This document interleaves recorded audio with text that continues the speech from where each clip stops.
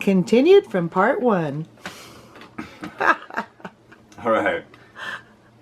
This is part 2 of the modal theory lesson. We are on the Aeolian scale, which is also natural minor. And we are in the key of, we just did D mixolydian, and I just showed you guys an example of what that sounds like and the mood that comes out of that. Pretty bluesy and funky and, you know, I guess bluesy and kind of funky. But that's the dominant 7th chord. And then we're up here to E minor. And that's the famous guitar player chord, the famous guitar player key that we all love, you know, E minor all day.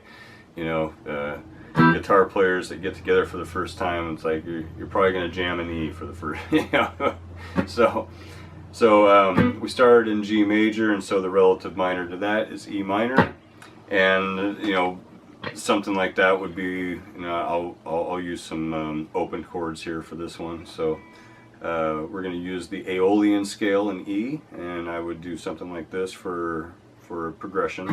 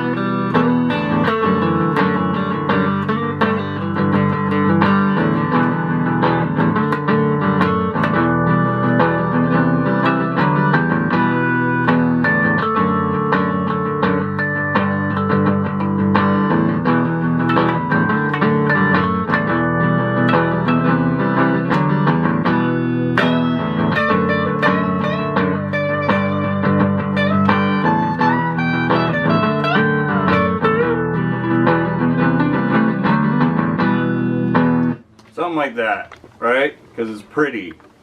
And I was throwing the blues scale in there too, you know, I was sneaking that in there because with a riff like that, it's kind of hard not to. And it's also hard to not get carried away. I got a little carried away on that one. The riff just sucked me in. Speaking of sucking, this next scale is really hard to write with. This it's called Locrian or Locrian, and it sucks something fierce, man, because this is just a hard scale to write with. I mean, I guess unless you're a metal guy, you're probably not going to really try to use it. But you know, it's the last scale, or the last mode in the scale, so we gotta hit it. So this is the key of F sharp, and it's F sharp Locrian, and it sounds like this. But the weird thing about it is that it has a flat 2, it's a minor scale, so it's got the minor 3rd, but it has a flat 2nd, and it also has a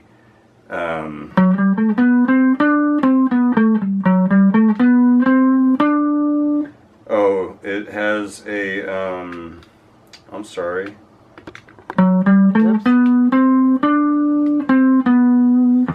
It has a flat 5 in it too. So it's got the natural 4, but it has a flat 5 and it has a flat 2. So it sounds, you know, pretty demented. So if I was going to try to come up with a riff for that scale, it's probably going to sound something like this. Now we're in F sharp, so I'm going to play my riff down here, and then I'll play the scale up here to show you guys. So key of F sharp, Locrian.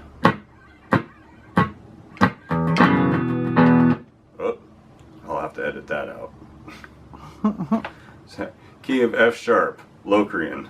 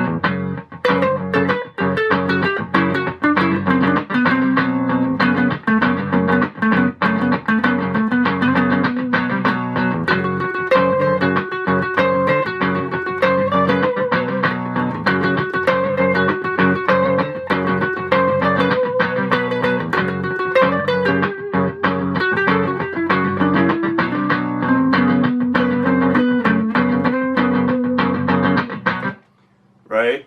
Pretty demented sounding, you know. So that's for the metal guys out there, I think. I think that's what that scale is for. So I'm going to do a little cherry on top on the end of this lesson. And I'm going to show you guys a mode that I've recently picked up on because well, I listen to a lot of Joe Satriani, like I'm usually pointing out in my podcast, and he brought something to my attention. He brought a couple scales to my attention, and one of them is Lydian dominant. And if you go back in this video, I show you what the Lydian scale is. It's the fourth scale in the fourth mode in the major scale.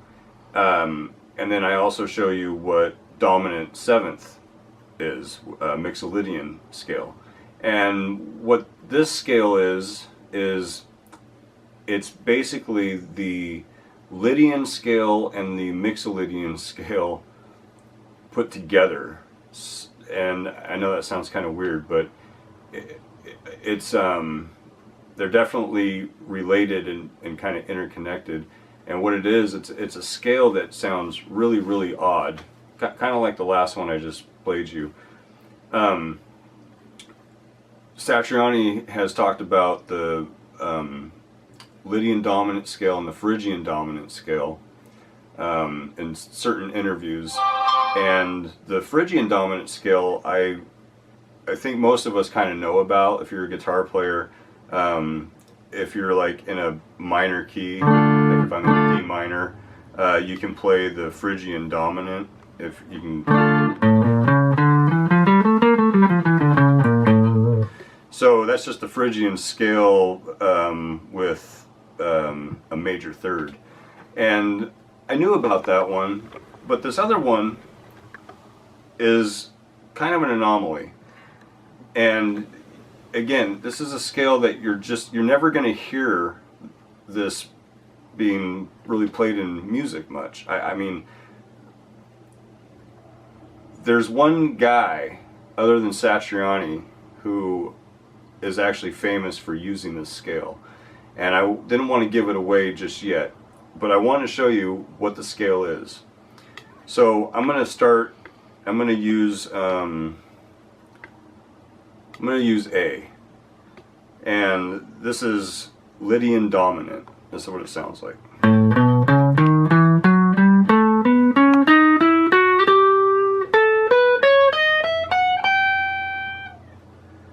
Pretty weird sounding.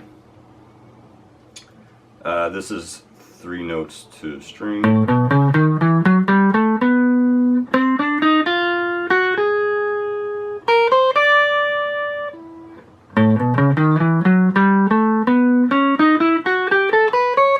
That's what it is. Yeah, I messed it up the first time.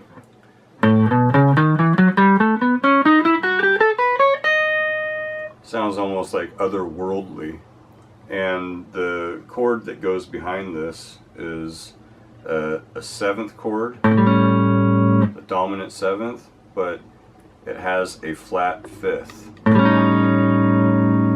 So I'm going to show you guys what this weird thing sounds like. And I'm just going to kind of, I'll use this chord as my bass and my root, but I mean, that thing sounds kind of awful. So I think this is why a lot of people just aren't really writing with this. But if you can make something musical out of it, like, more power to you.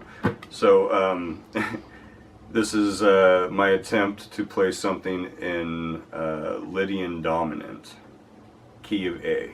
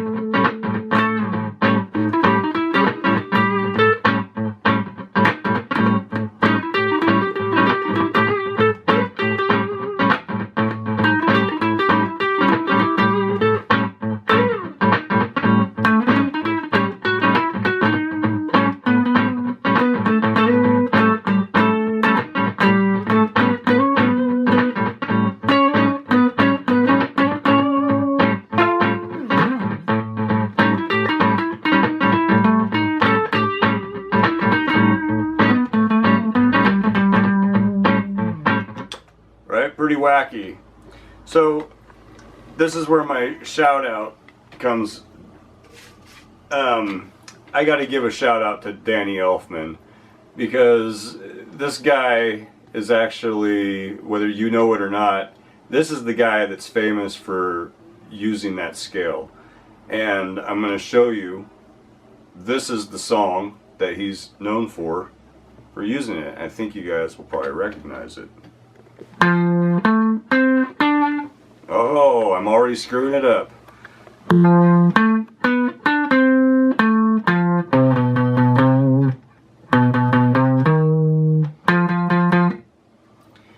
So we got to give it up to Danny Elfman.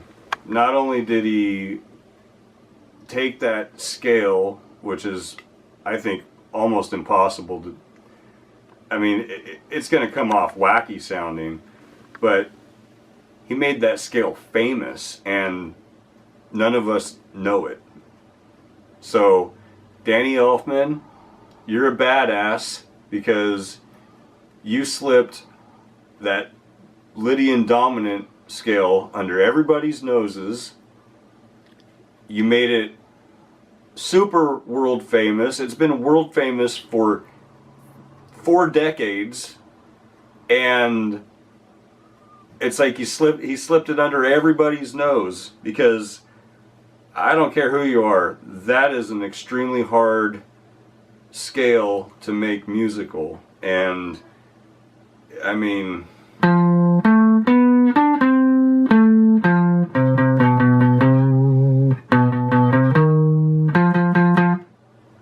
it's like, there it is.